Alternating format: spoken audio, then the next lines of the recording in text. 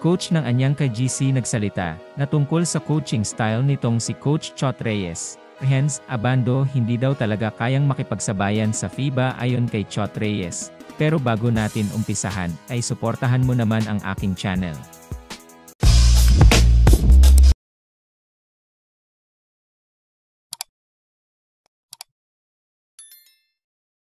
Maraming ang Gilas fans ang nagagalit na dito sa papamalakad nitong si Coach Chot Reyes team na Gilas Pilipinas dito kay kabayan Jordan Clarkson, at tila nga wala itong tiwala sa ibang player. Ayon sa ilang eksperto sa basketball, ay malaking kamalian nga daw ang coaching style nitong si Coach Chot Reyes. Dapat nga daw ay suriin nga daw nitong mabuti kung sinong player ang mas angkop sa game, at wag daw mag-focus sa isang player lang.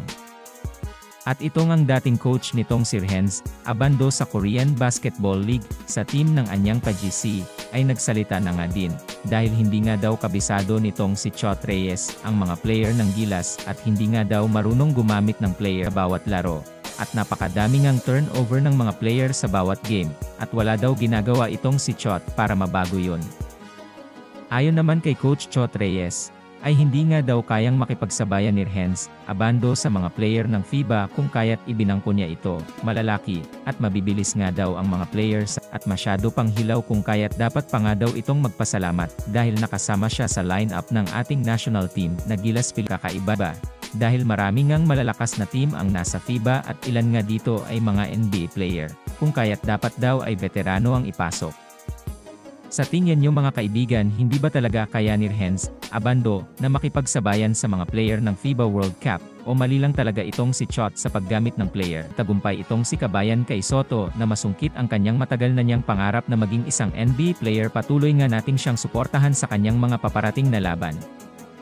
Sana nga din ay magtagumpay ang mga Pinoy sa kanilang mga larangan, at maiwas sa mga injury, at makamit din sana nila ang gintong medalya. Proud na proud kami sa inyo. Patuloy nga nating suportahan ang mga kababayan nating naglalaro ngayon sa iba't ibang dako ng bansa, at patuloy nga nating subaybayan ang kanila. Maraming salamat sa panonood ng aking video. Kung nagustuhan mo ang aking video, ay huwag kakalimutang like and subscribe. At huwag mo na din kakalimutang pindutin ang notification button upang updated ka sa aking mga video.